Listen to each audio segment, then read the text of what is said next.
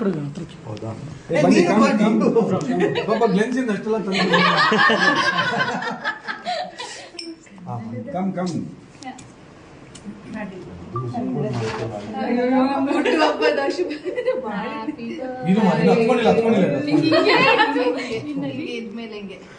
Bale ಇಟ್ಕೊಂಡ್ಬೇಡ ನಮ್ಗೆ.